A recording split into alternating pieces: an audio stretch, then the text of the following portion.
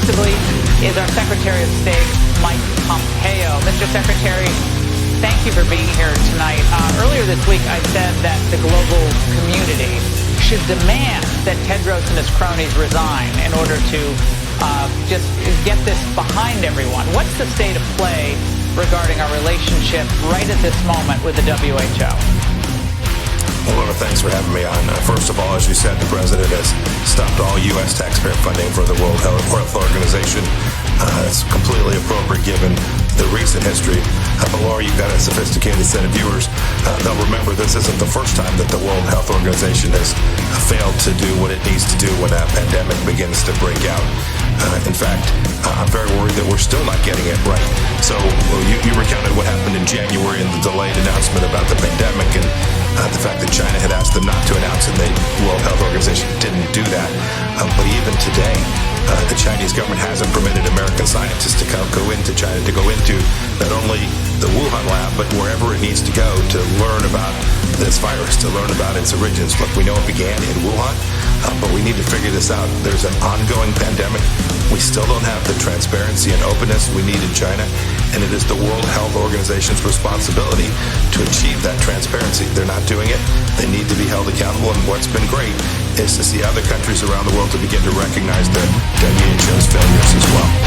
And this is an opportunity, Mr. Secretary, for the United States to take the leadership role, given the closeness that the WHO has with China, which spends a fraction of the money we've been sending to the WHO. So given all of this, given everything that's happened, shouldn't Tedros be called on to resign before we go forward at all in a relationship with the WHO? China did take a real hard look at the WHO and what we do coming out of this. Lord, we reformed this back in 2007, so this isn't the first time we've had to deal with the shortcomings of this organization that sits inside the United Nations. We need a fix. We need a structural fix for the WHO. If we're talking about real accountability here, the guy who's leading the organization, it fits, I right? don't see how he can be part of the solution. So tonight you're not ruling out. Hey, Mark's Conte reporting. Good morning. That might be one of the requirements. Come on in. Good morning, everybody. Blame China. Blame China. We got some evidence, man. Thank you, Violent Machine. Violent Machine, mofo. Mark's Conte reporting in the morning. Good morning, everybody. Come on in. It kind of works, right? Heavy metal with Mike Pompeo, the liar, the cheater, the stealer, the guy who lies and cheats and steals, who openly admits it, and to the American people. I was the head of the CIA. We lied, we cheated, we stole. Lied, we cheated, we stole. Remember Mike Pompeo? So, welcome, everybody. So, thank you for listening to my live mix. We'll wait for some people to get here. And we have the proof. The proof is on the table because this is an evidence-based channel. This is what we do. We wait for the evidence. We don't pull conspiracy theories out our asshole like a lot of other channels that try to get to the truth. All right, we stick with the truth. We wait for the evidence. And today we have that evidence that proves based on a study that was done by the good Governor Andrew Cuomo, that proves unequivocally that the death rate in coronavirus patients is 1/10 of what they thought it was. All right? Wow, what a fuck up, right? What a total disaster, right? That's what we found out, man. So we're going to look at those numbers. It's about 1/10 of because when you have there's a lot of factors in there, and I'll show you those factors, and we'll look at some of what Trump has his foot in his mouth right now. Donald J. Trump put his foot in his mouth with the whole saying, let's just inject disinfectant into the bloodstream. Like Drano. We'll put disinfectant into the bloodstream. That'll kill it. That'll kill the coronavirus. Some stupidity there. And we're gonna look at this evidence. This is groundbreaking. This is startling evidence that I didn't see any of the mainstream media report. I saw it in USA Today. Actually, I was listening to AM radio. I was taking a walk this morning, and I didn't realize that the results were in, but I didn't realize what was in those results. So the bottom line is that New York did a study. They took 3,000 people and they sampled their blood for antibodies, the antibody that is present when you have coronavirus. Meaning that it's not that means that you're sick from coronavirus. It means you had coronavirus.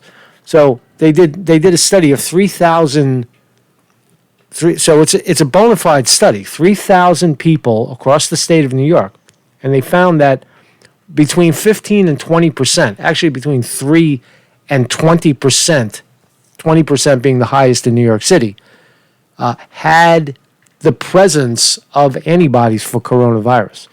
So when you take those numbers and you calculate how many people are in New York State and how many people actually died from it, that number is not the scare number that they said 3 to 5%. Remember when they told us 3 out of 5, between 3 and 5 out of 100 people, maybe like 4 people out of 100 die from coronavirus.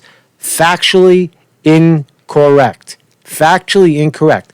The number that they're getting now, the preliminary number, is 0.5. 0.5, right? Meaning a half a percentage. A half a percentage point, and that doesn't account for a lot of things like malpractice, intubation, and such. So we're going to look at all that stuff. Good morning, everybody. Hey, Vinny DiMartini in the house. What's up, motherfucker? What's up, Liz Rivard?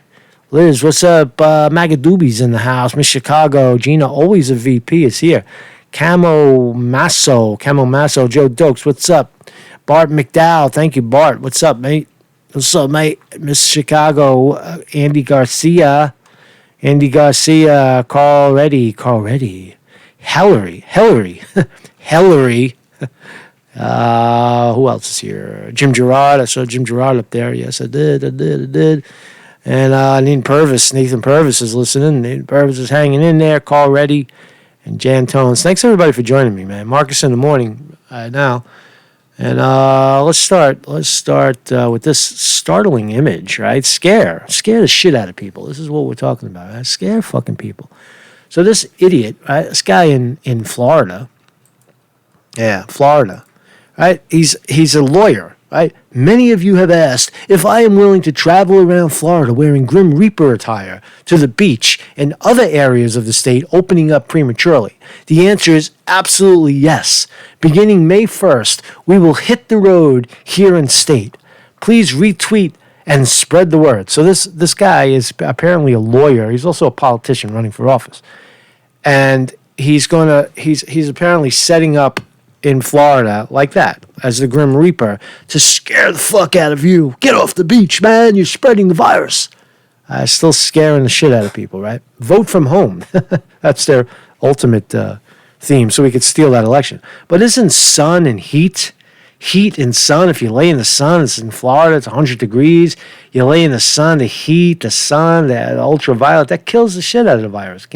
Virus can't stand that shit. They like cool and damp and stay at home kind of shit, right? So this idiot, I don't know, whatever, man. But listen to the catch line. We will use this as a campaign to ensure people know the importance of staying home while supporting Democrats running for federal office, including Matt Gaetz's opponent, Democrat Phil Democrat. Fuck you, man. That's politics, man. So the Democrats playing that political card.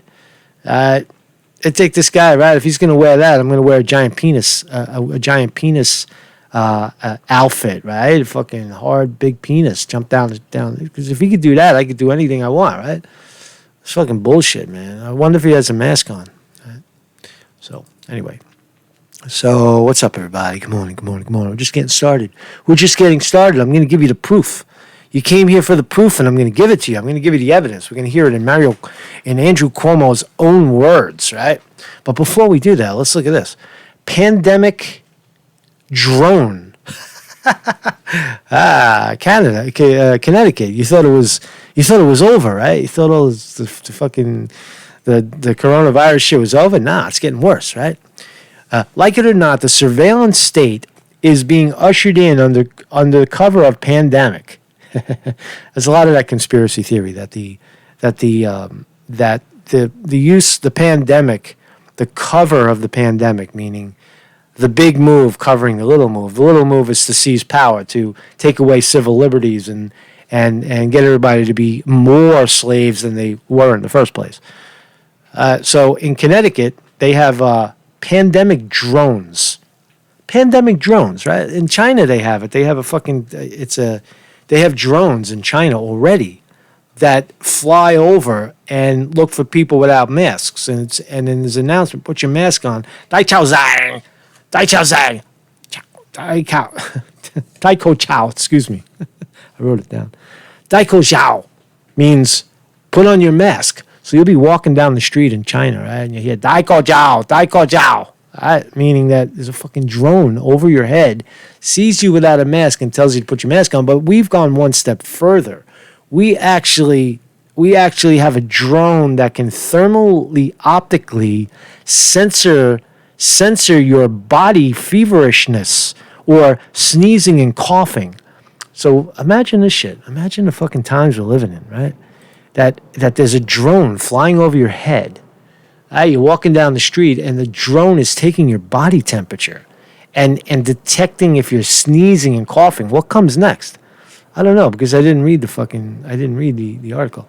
If the drone detects a possible virus carrier, the drone operator will be alerted and dispatch police to the suspect's location.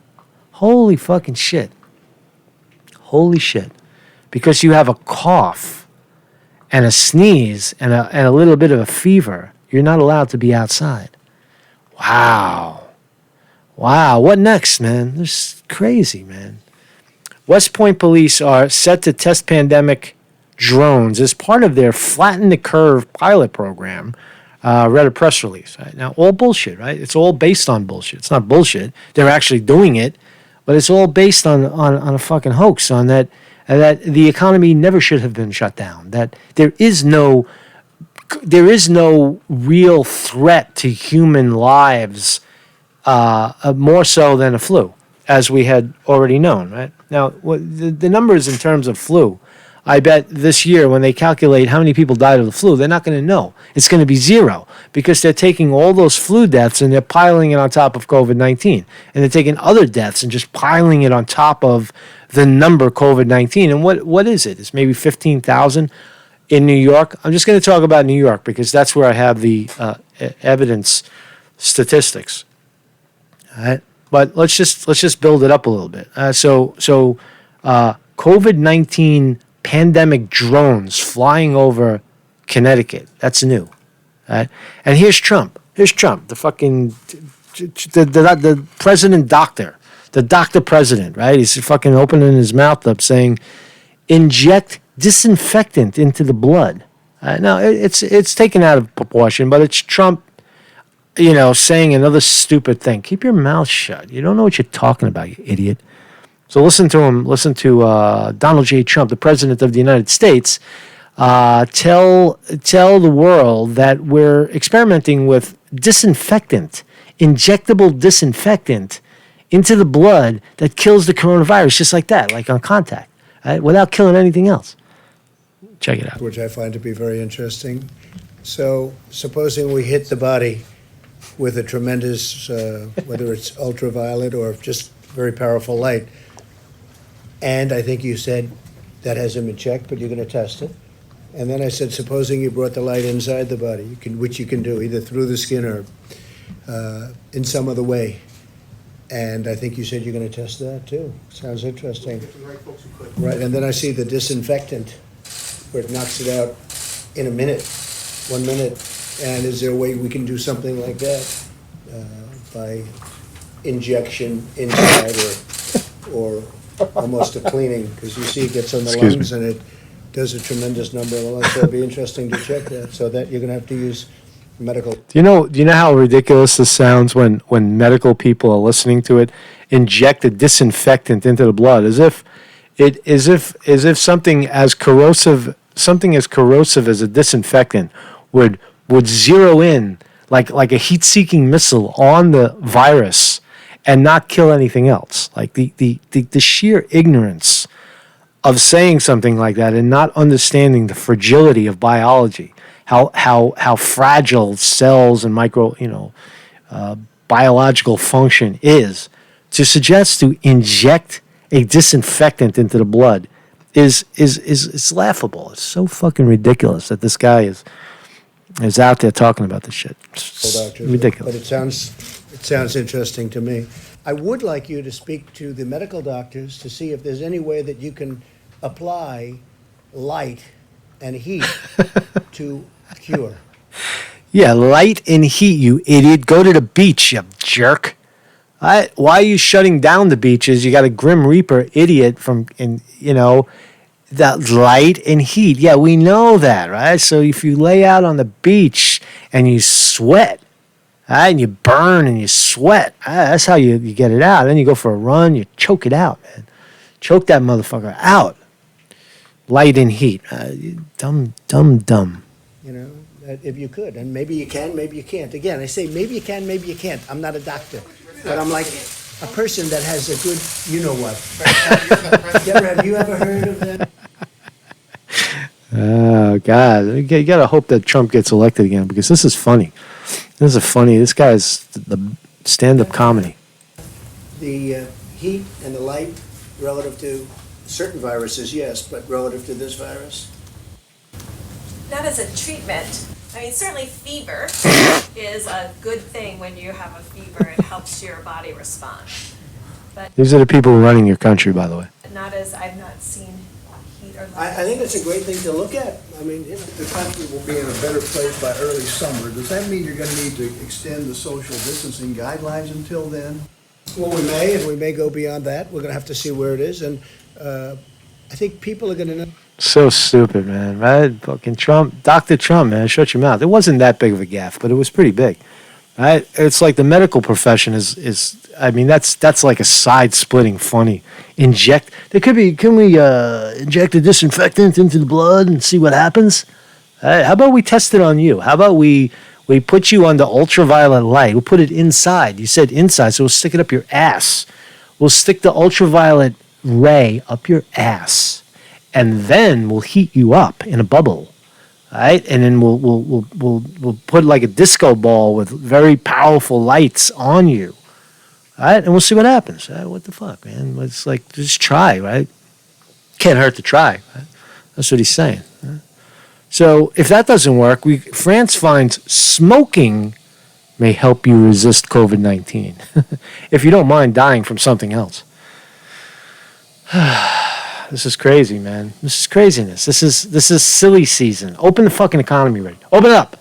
Open up. Open up the stores. Open up the restaurants. Have precautions, right? I'm gonna give you this. I'm gonna give you the evidence in a second, man. I'm getting there, man. I'm just warming up to the idea, and I'm gonna make you wait for it because it's really fucking good, man. But so in a reversal of prevailing COVID-19 wisdom, a French study appears to show smokers are less at risk from the virus, affirming the results of an earlier Chinese study. The data aren't conclusive, but they're certainly surprising. Nicotine may protect smokers against the coronavirus, according to a paper published by Tuesday by the French Academy of Scientists Biology Reports. I'd bet $100 right now that if you looked into the French Academy of Science Biology Reports, that behind that report, somebody somewhere is involved with R.J. Reynolds or one of the other major, cigarette manufacturers, to promote that bullshit. Studying 482 patients hospitalized with COVID-19 in Paris, the researchers found just 5% were daily smokers, far less than the 25% of the French population who smoke daily. What a stupid study, right? What a stupid grabbing, reaching bullshit fucking study, man. That's why that's why everybody hates the French. All right, drum roll, and we're going to listen to the entire 6-minute statement by Andrew Cuomo, the governor of New York. What's going on in the chat before we begin? What's up? What's up? Truth and Politics is here. Cytoplasmic and nanobot Steve Zrofrusky is being nice today too. Usually being don't be a dick. Niels Delta. Nels Delta. I didn't mean you were a dick. I take that back. You're a good guy, man. You're truthy. You're a truth guy, right? Aren't you one of those truthy guys? Truthy guys. What's up, Liz? What's up, Liz? So here we go, man. So this is in his own words, right? This is Andrew Cuomo, governor of New York, who did a study on 3,000 people. He's going to explain the whole thing to you, and then he's going to tell you the result, and then you're going to watch him try to backpedal on the result of what they found. Right? You're going to see him do the sidestep, the politician sidestep, trying to sidestep the fact that they fucked up. They fucked up. I told you this a long time ago. I told you this right from the beginning, that coronavirus, the death rate is, the symptoms and the death rate are no different than the flu, than the common influenza. And I'm right, and they're wrong. Right? And now we're going to prove it, because not on my study, because, hey, listen, I'm just some guy in fucking, sitting in his mother's basement giving you the news, but based on the taxpayers' money and research that went into this, to research and test 3,000 people in New York State for the coronavirus antibody to say if they had it.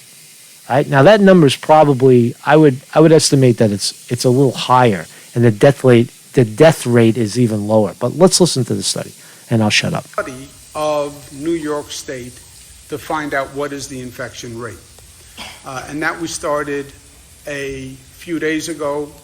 Sample size so far of 3,000 people statewide. Let's find out what the infection rate is. Uh-oh. Buffering. Hold on a second. Let me just refresh this. That's not, it's not on your end. It's on my end. It's on my end.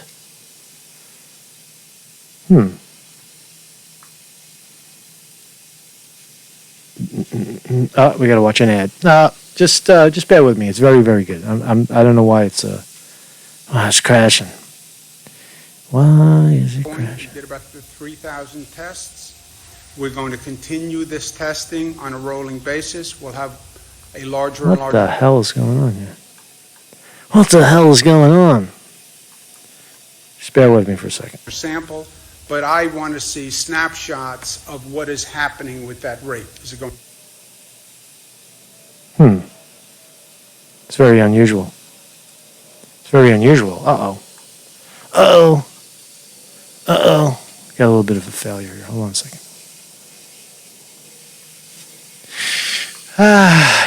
Just bear with me 1 second. It's a good video. I might have to look somewhere else to find it.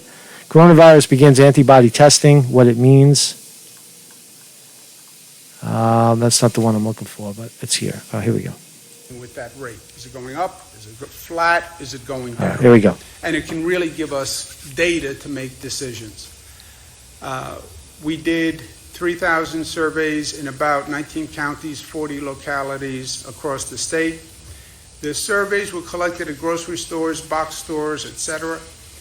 And that's important. It means you're testing people who, by definition, are out of the home and not at work. Okay? 3,000 people. What does that mean?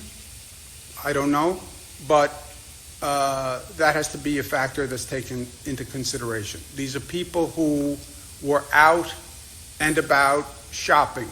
They were not people who were in their home. They are not people who were isolated. They're not people who were quarantined, who you could argue probably had a lower rate of infection because they wouldn't come out of the house. These are people who were out. It's a little dry, but you get the idea, right? 3,000 people were tested in New York across 19 counties, 40 collected over 2 days in 19 counties and 40 localities. So it's a decent study 3,000 people. It's pretty good. Collected at grocery stores and such, right? Outside. These are people who are not at work, so they're probably not essential workers, okay? So that has to be calibrated. But what we found so far is the statewide number is 13.9% tested positive for having the antibodies. That means you could say that 13.9, let's say an even 15%. Let's just call it 15% because New York City had like 21, let's just say 15%. 15% of New Yorkers tested positive or had tested positive for the antibody, meaning that you can now say, according to the study, that 15% of New Yorkers had coronavirus.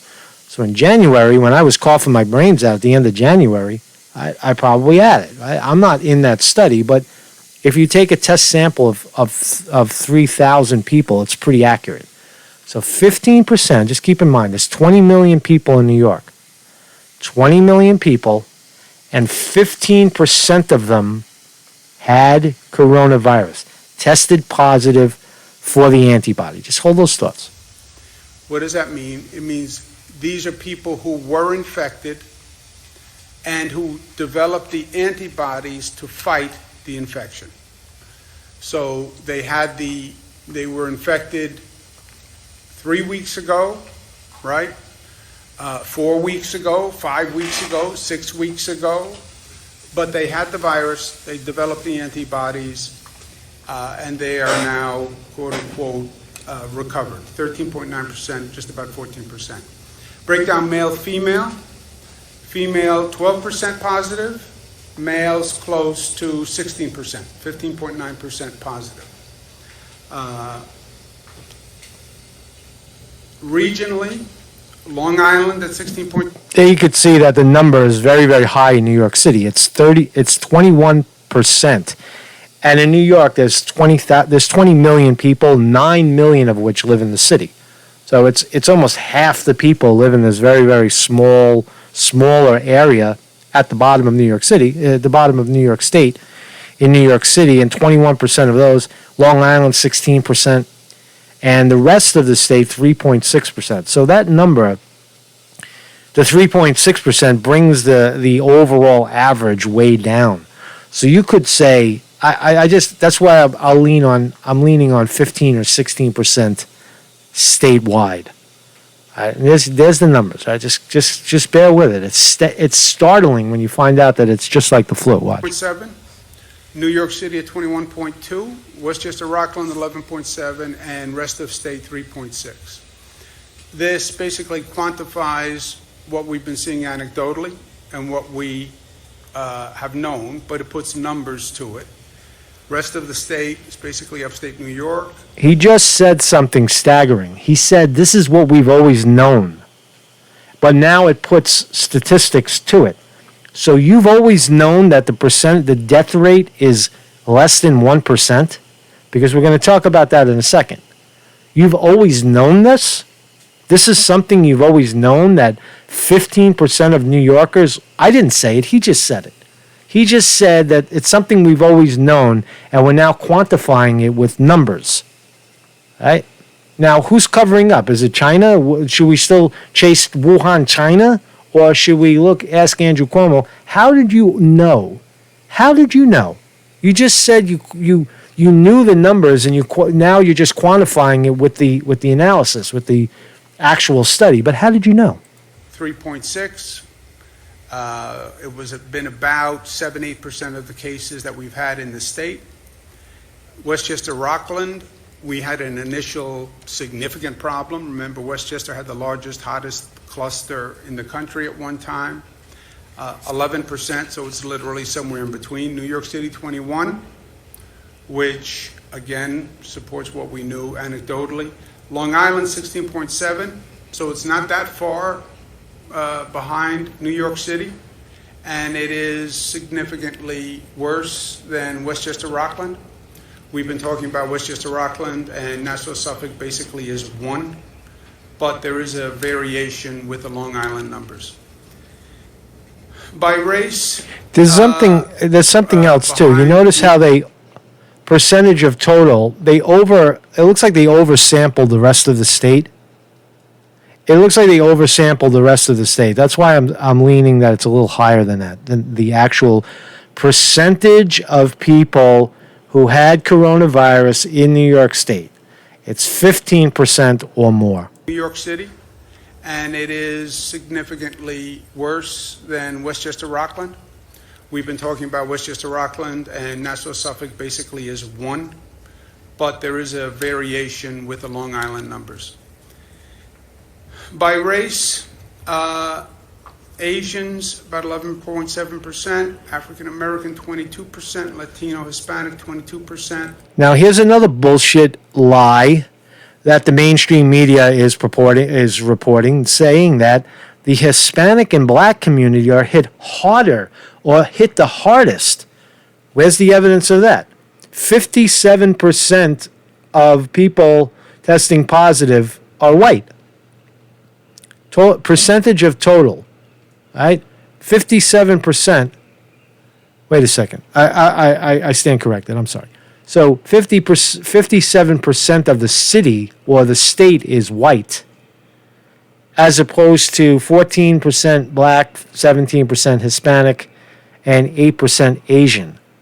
So it does look like, okay, based on those statistics, well, it also depends on where you did the sample. It does show that the black and Hispanic communities got hit apparently twice as hard. So if whites got hit 10% at a time and blacks got hit 20% at a time, there is an argument to be made there, in fairness, that black and Hispanic communities did get hit a little harder. Let's continue. Multi non-other 22%, white 9.1%. This reflects more the regional breakdown. African American and Latinos are, in this survey, disproportionately from New York City. Just bear with the stats. I know it's hard to watch, right? But just bear with it, and you'll see when we come out the other end how crystal clear it is that the death rate is far lower than expected. And that is huge, because that was the reason they shut the economy down. Fear of death. The Grim Reaper. You're all going to die. That's what that was. That's the whole thing. And New York City is at 21%. So the African American number, Latino number is 22%. But, and the upstate whites, they're talking about more upstate, which is 9, but it's 3.6 in the survey. By age, nothing extraordinary here. We did not survey anyone under 18, so it starts with 18 years old, 18 to 24, 8%, 45 to 54, Seems to be 16, even. 75 plus, 13, but it's a small percent of the total. Again, how many 75-year-olds were out shopping and about? That is the group that's supposed to be isolating, because they are the most vulnerable, 65 to 74 also. But that's the distribution. Again, the sample was by definition people who were outside the home, so we have to analyze that. What does that do to the numbers? But that is a factor that has to be taken into consideration. If the infection rate is 13.9%, then it changes the theories of what the death rate is. What did he just say? If the infection rate is 13.9%, the death rate may be lower than some estimates. Lower than some estimates?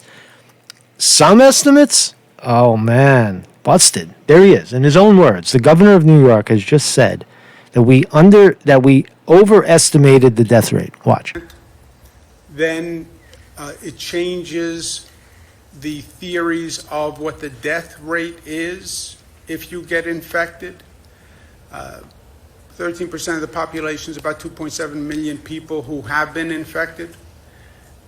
If you look at what we have now as a death total, which is 15,500. That would be about 0.5%. That's the whole thing right there. Okay? You now have your evidence. All right, what did they tell us in the beginning? That the death rate was between 3 and 5%. Now it's less than it's a 0.5%. Okay? So and I would say it's probably even a little less than that. The common flu is like 1.3, it's a 0.3% or 0.1%, right? It's a little less, but we're going to look at the reasons why people are dying from corona as well, because of the malpractice. They're intubating people, they're throwing drugs at them, they're scaring the shit out of people, fear. And all those factors play into the increased death rate, especially the intubation in the hospitals, where 90% of the people that they're sticking a tube and putting people on a ventilator, they're killing them. 90% of the people that they do that to, they're killing. And we've got the good Dr. Seidel who told us that is the fundamental problem, that we shouldn't be intubating people. But there's your evidence right there. All right, let's continue with the evidence. All right. 14 or 15% death rate, maybe lower, right? So that means that 2.7 million people infected statewide, with approximately 15,500 total fatalities, which means the rate of death is approximately 0.5%. Not 3%, not 5%. 0.5%, right? And why is that significant? You'll find that in a second. Death rate, but two big caveats. First, it's preliminary data. It's only 3,000. 3,000. He's walking it back. You see, he's walking it back because he knows he fucked up. He knows he fucked up. He knows that this is real good stuff. This is really good evidence that this is the best evidence we've seen. If those actual tests are accurate, which they probably are, we don't dispute that that we have a test to detect the antibody for coronavirus. I don't think that's disputable. If you test and you have the antibody, you'll test positive. If you don't, you don't. All right, so this is the best evidence we have so far. And now he's backpedaling and saying it's preliminary. No, you tested 3,000 people. That's good. And you spread it over 40 locales. That's very good. That's a good study. Well, 3,000 is a significant data set, but it's still preliminary. And when we say there are 15,500 deaths, that... someone's saying it's not 3,000, it's 2.7 million. No, it's if you test 3,000 people in a state with 20 million people, right? 3,000 in a test study of New York represents about 2.7 million people infected with the virus. When you do the calculation, statistical. I hope that's clear. That number is going to go up. Those deaths are only hospitalization or nursing home deaths. That does not have what are called at-home, which has the highest level of deaths, hospitals and nursing homes. So you're now looking at the death rate in the highest areas of death. Home deaths, right? This doesn't include people who died in their home and were not in a hospital or a nursing home. Watch this. All right, so there you saw it, right? Now that is pretty amazing what the guy just said. Now let's go a little further, right? So here's the CDC, the Center for Disease Control and Prevention. I'm sorry this is a little clumsy because I just figured it out this morning. I just heard it for the first time. But the Center for Disease Control and Prevention, these are their statistics, not my statistics, not my theory at all. And this is New York. Let's look at New York because that's what we're talking about. All right? This is how many people die a year in New York and the reason why they die. Okay, so 15,000 died from alleged coronavirus. Now, look at this number right here. How many people die of the flu? 4,500. Now, 15,000 is a little higher than 4,000, right? Give it. All right, it's 3 times higher. But what about how many people are dying in the hospitals from accidents, from chronic lower respiratory diseases, from stroke, from diabetes, from hypertension, from incorrect intubation, and then everybody who's dying in the hospital is getting lumped into the coronavirus pile. Or in nursing homes, people that were there in the first place for something else, like if you're in a nursing home and you have, heart disease or cancer, right? And now you're in the nursing home and you get coronavirus as well, and you were going to die of heart disease anyway, and now you're dead, and that number gets piled on top of the coronavirus statistics. But look at the numbers. Right? 15,000 people die from coronavirus, and we shut down the world economy. And 15,000 in New York. Heart disease kills 44,000 people a year. Cancer, 34,000. Accidents, 7. Chronic respiratory, 7. Stroke, 6. Stroke, that should be up there with heart disease. That's the same thing. Flu, 4,500. There's the number. Diabetes, 4,100. Alzheimer's, 3,500. Well, Alzheimer's doesn't kill people. It's usually an accident or a fall or something else. Hypertension, 2,600. That should also be with heart disease. And septicemia, I forget what that is. But nonetheless, these are the statistics. All right? So the just in summation, the number of people who died in New York of coronavirus, allegedly, is 15,000. The number of people who died from the flu anyway is 4,500. So you've got an extra 10,000 people in the city that died from coronavirus. And what causes that? It's to say that, okay, the virus is a little bit stronger, but there's so many variables and so many other things that could have killed people. Right? Are you with me? Are you with me? Woo, Mark's Conte reporting. Good morning, everybody. We're this is groundbreaking, man. This is the shit right here. And here's people are saying, well, what happened? What happened in Wuhan? How come everybody started dropping dead? Let's look at the treatment now. You remember our doctor friend Siddell? Dr. Siddell told us that intubating people was killing them.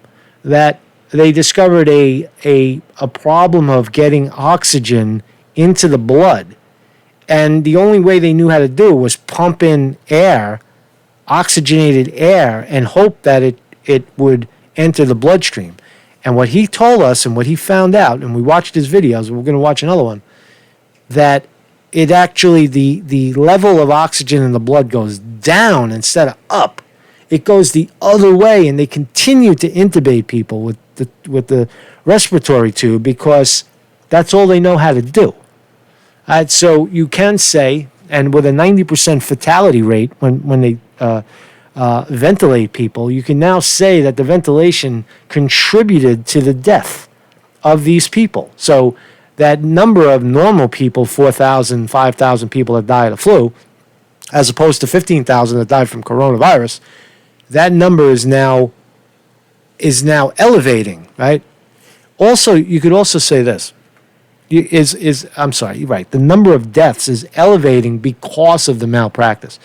You could also say that that if there's 5,000 people with the flu, I bet that number is now 0 because no one's dying of the flu anymore. They're all dying of coronavirus, right? What's going to be the new statistic? Are they separating flu from coronavirus?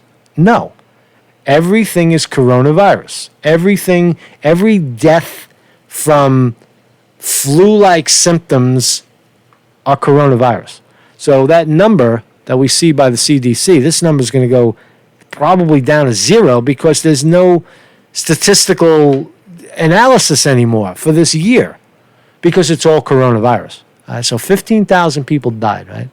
We shut down the economy, right? Doctors urge caution when using ventilators for coronavirus patients. Doctors are warning against the rush to use mechanical ventilators to treat coronavirus patients, saying the breathing machines could be doing more harm than good.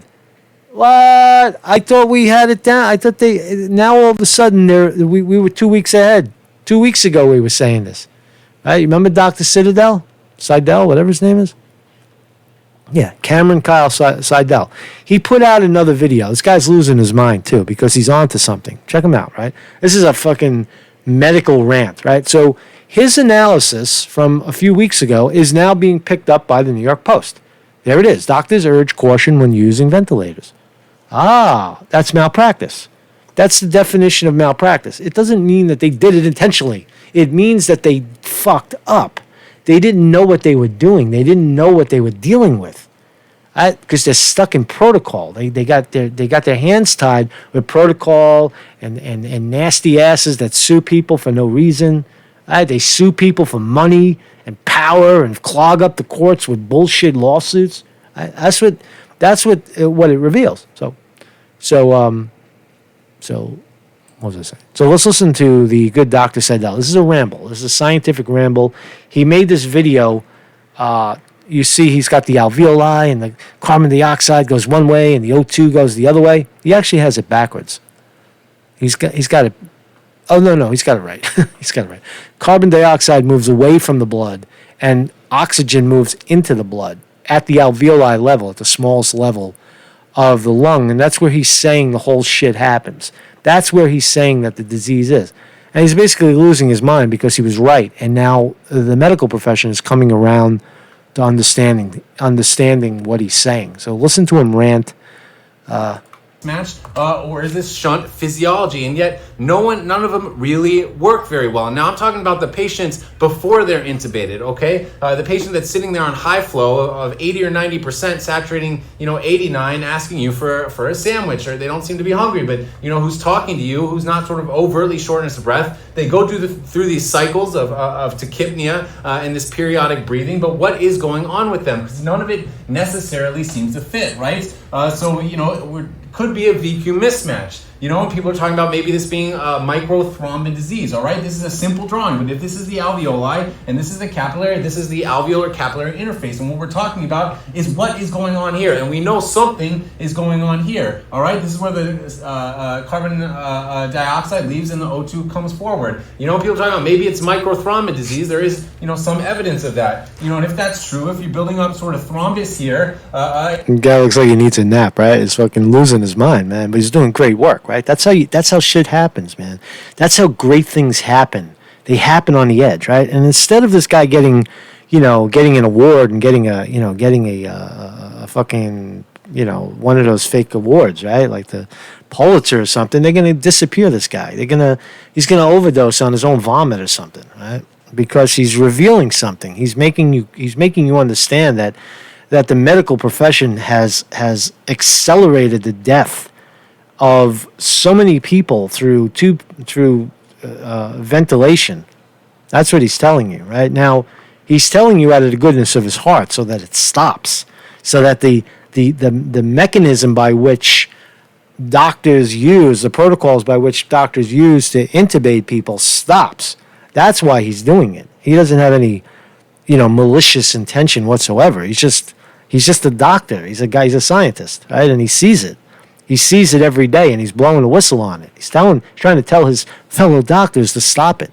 It is possible that you're having a VQ mismatch, which there are some areas that are ventilated, but you're not having as much perfusion. Yet, from what I'm hearing, if you thought that this was the main process by which this disease was occurring, you would expect increased capillary pressures. And at least we're not seeing that. At least early on, from the reports that we're seeing, that people don't have significantly increased pulmonary pressures. He's talking. It's very doctor-oriented speech, but he's telling you basically everything that they're looking at is wrong. All of the, that's in a nutshell. That they're looking at how the transfer of oxygen and carbon dioxide at the alveoli level happens, and everything that we're looking at, it's different. There's something different about this particular flu. Right? That's all it is. Right? It's just it's a glitch. It's a medical problem. It's not an economic problem or a problem of contagion, of separating people and shutting down economies. or capillary obvious. pressures. So I'm not sure that is it. It generally is not fitting that physiology. The CO2 in most of these patients is pretty low, very low. Now, if you have this, you can correct it with increased ventilation and so forth, but it doesn't seem to fit. And the shunt physiology. You can't correct it with increased ventilation. That's his whole premise. He said it. He said it over and over again. He's now known for it. You can't improve it with increased ventilation. The ventilators take the patient the wrong way, ultimately killing them 90% of the time. Also doesn't necessarily seem to fit. All right, shunt is where blood is basically moving from the right side to the left side without being oxygenated, which occurs in very bad pneumonia and very bad, ARDS when there's proteinaceous material, something else in there. But this tends to be more recruitable and doesn't tend to respond so well to oxygen. These patients that are on high flow, of 90% are saturating 89. If I take off their oxygen, they're going to desat down to the 20s within minutes. So they are responding to oxygen. And so what I am proposing, and I know some people may think this is just absolutely impossible, again, we are willing to accept the possibility of something new, because what we are staring at in our patients is something we would have considered. We are willing to accept the notion of something new. This guy's on the edge, man. This guy's edgy. I love him. Possible, all right? Let's say it's not either of these, or maybe it's partly of these, but let's say it is a diffusion problem. And this is something we never see, all right? We don't see a diffusion problem ever, rarely ever in acute conditions, all right? We see them in advanced pulmonary fibrosis and other advanced diseases, but this physiology does seem to work. All right, perhaps the virus is attacking, whether it's the capillary epithelium or the alveolar epithelium, that is causing edema right here, and it's causing a problem of. Are you dizzy yet? Let's watch a little more, man. It's fascinating. Right? Of diffusion of the oxygen. Now, carbon dioxide is about 20 times more diffusible than oxygen, so they're not having problems of diffusing the CO2. But if it does seem to work, if they're having a progressive edematous state of the alveolar capillary complex, it is possible over time, over 5 days, 10 days, 14 days, they're having increasing problems of diffusion. Now, this would. All right, so you've heard from the good doctor. What I mean, the assessment of the guy is saying that the entire process by which COVID-19 patients, people with COVID-19, are being treated is wrong. He's saying that the current treatment of pumping air using a ventilator into the lungs with oxygen is not working. The pressure causes it to go the other way, that the blood actually deoxygenates. And then you stay in oxygen deprivation for 2-3 days. You're squirming on the tube because you got a tube up your nose, and they hit you with a narcotic and you fall asleep.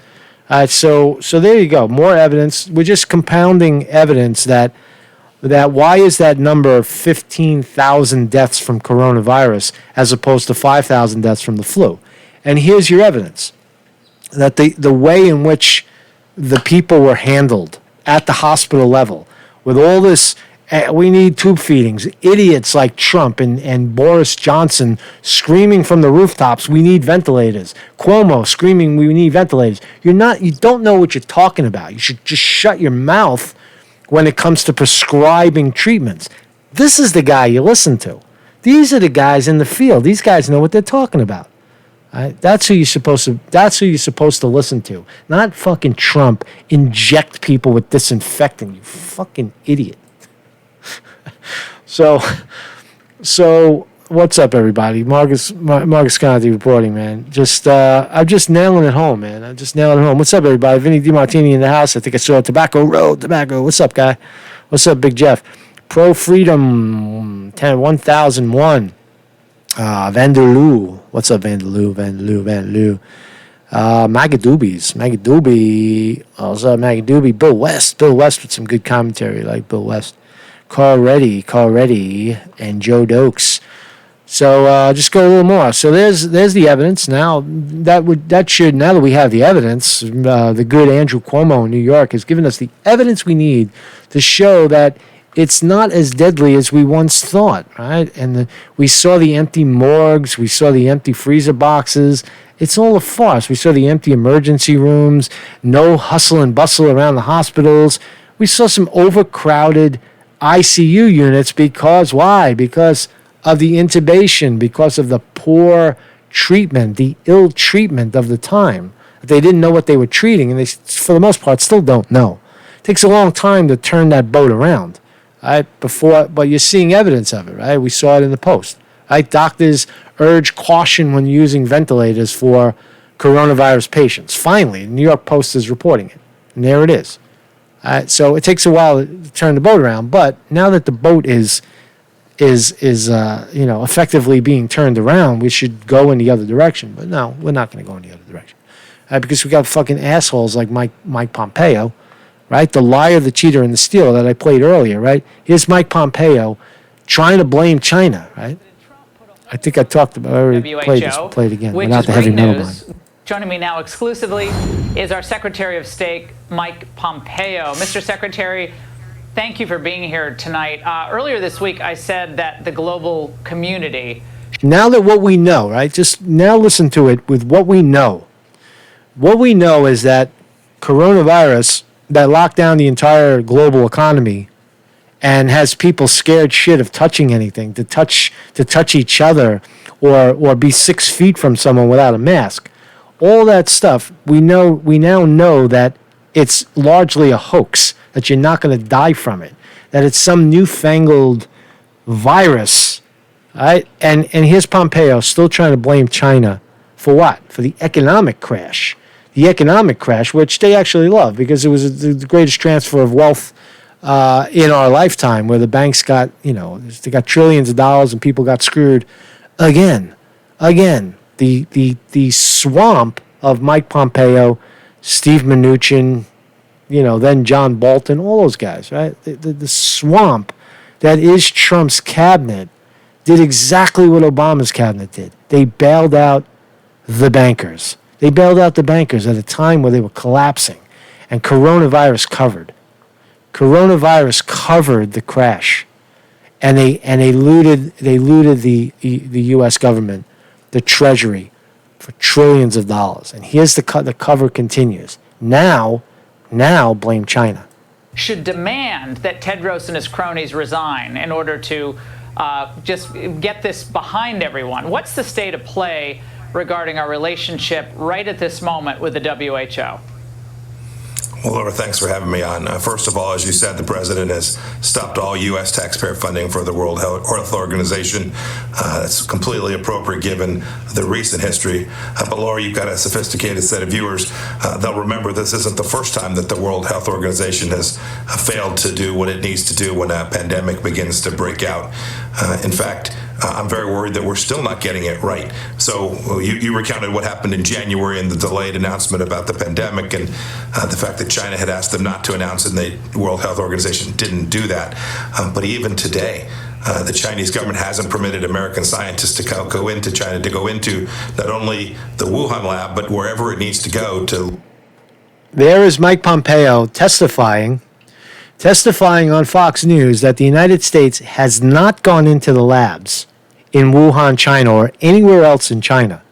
That's the Secretary of State testifying on national television that the United States has not gone into these places, but blames China for the whole thing without any evidence, without validating, without verifying any of what they're saying. Right? That's conspiracy theory. The same thing with Maduro in Venezuela, that he's a drug dealer, and so on and so on. Or the guy in Syria, right? That they can't stand, Assad. I just get rid of him. And they're doing the same thing now with coronavirus. They got to switch the conversation to blame China for our economic collapse, right? We don't blame yourself for the fuck up, right? And now we're seeing the evidence that it really wasn't as bad as anybody had thought it was. Right? It's no worse than it's a fifth of what cancer does to people or heart disease, right? But still blame China. learn about this virus, to learn about its origins. Look, we know it began in Wuhan, but we need to figure this out. There's an ongoing pandemic.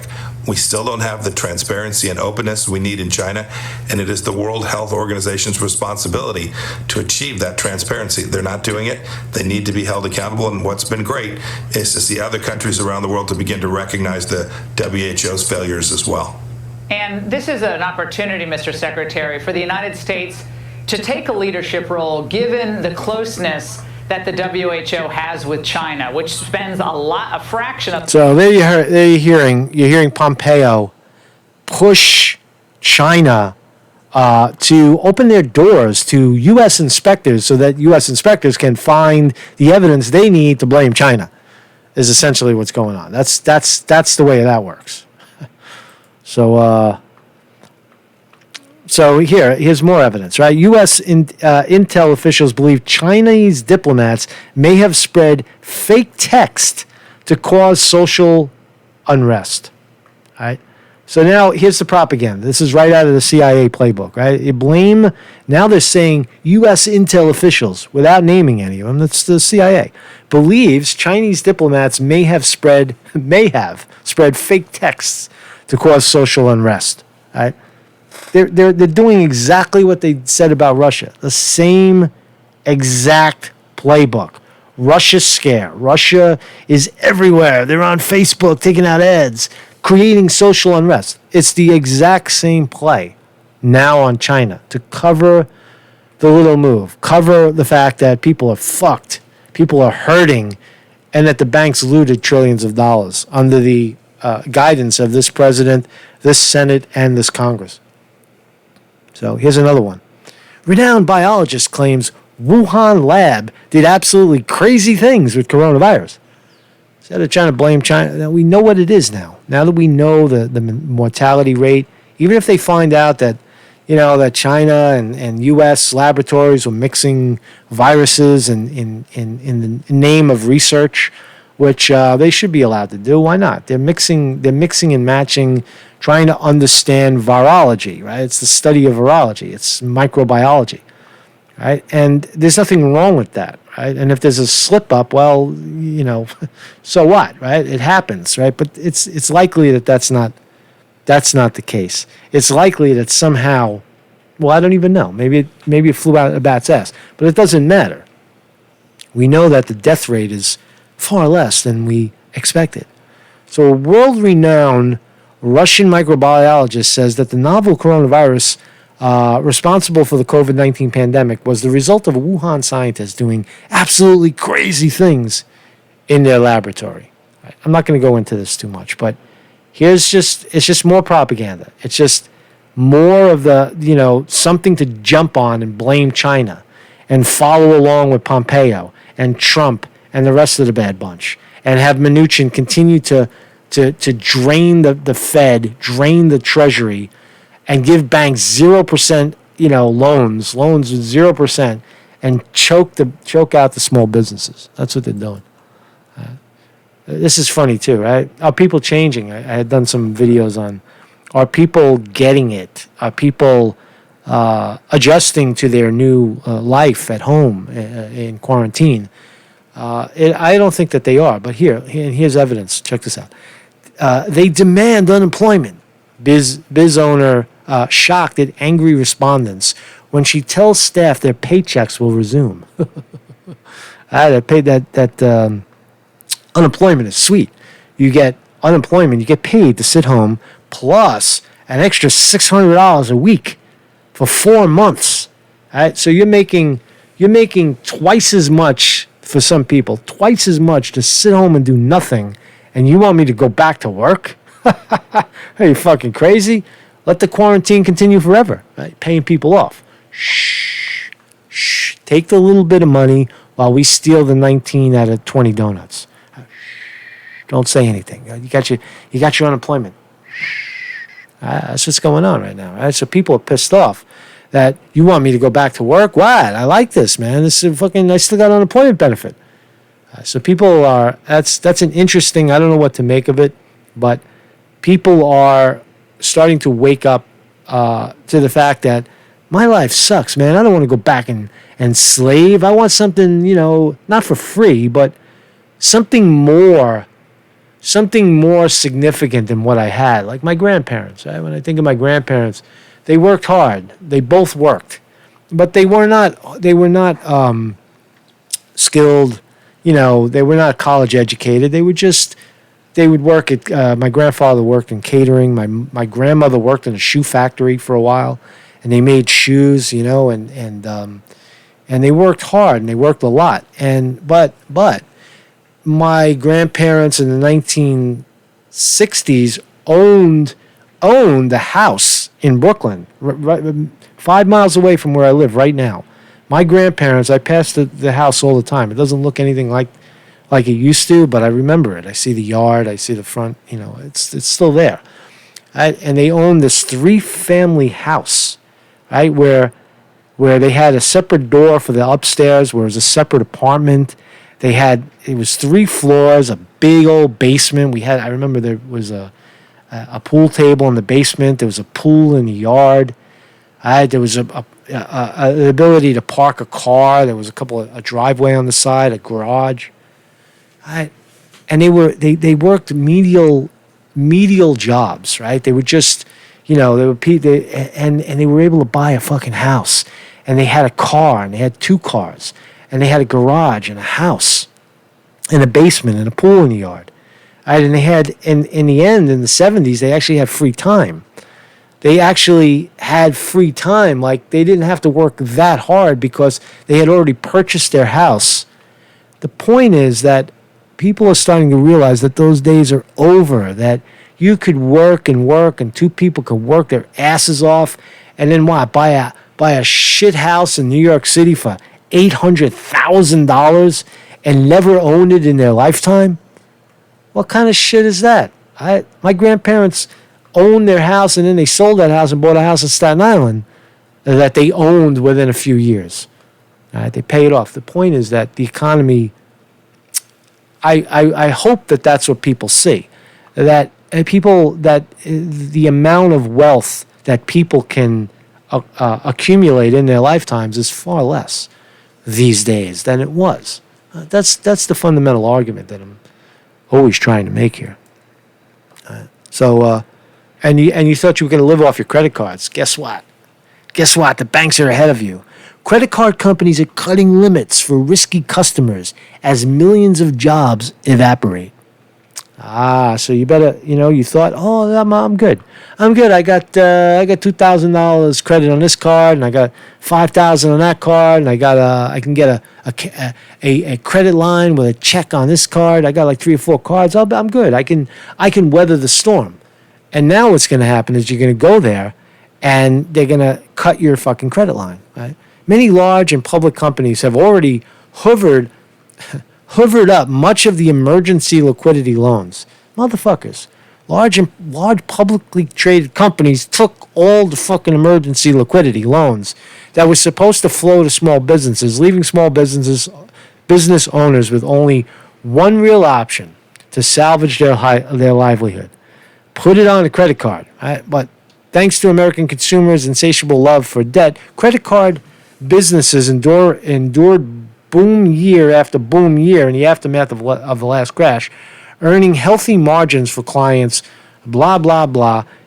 Long story short, they're now going to start to cut your credit line. Right? Thank you, banks. Right? So the big scare, right? What did we learn today? Oh, I'm exhausted, man. I'm exhausted from that. God, that was some shit right there, man. So what did we learn? We learned that the death rate from coronavirus is a fucking hoax. It's no more, it's just a tiny little bit more than the flu. Right? And when you add to the fact of the malpractice of the tubes up your nose, and the fear, and throwing medications like chlorhexidine, you got the President of the United States promoting a drug that he knows nothing about, and saying, let's try a disinfectant in the bloodstream. There's some idiot out there is going to listen to that and say, Trump, fucking disinfectant. Let me get some disinfectant, give me a fucking needle and fucking poke it in my arm, right? Some idiot will do that, right? People are gonna be injecting themselves with disinfectant because Trump told them to, right? Fucking idiot. So anyway, Marcus Conte reporting, man. So let's take us out with this. Take it out.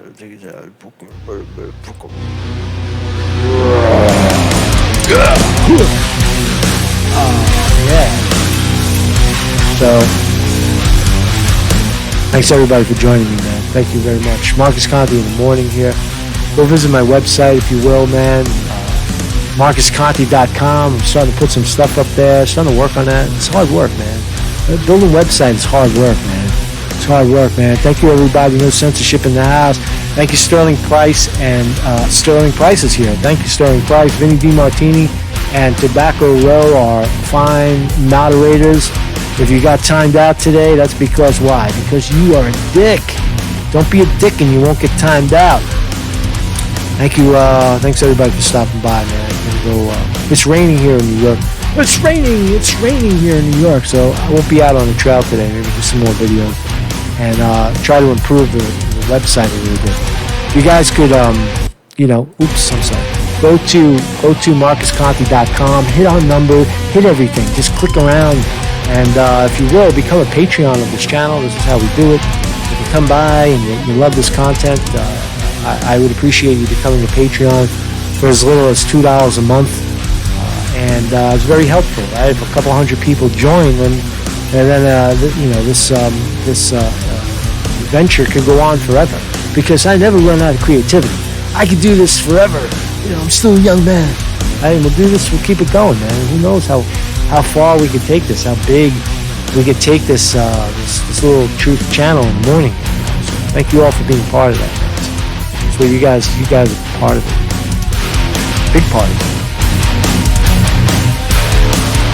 Peace out.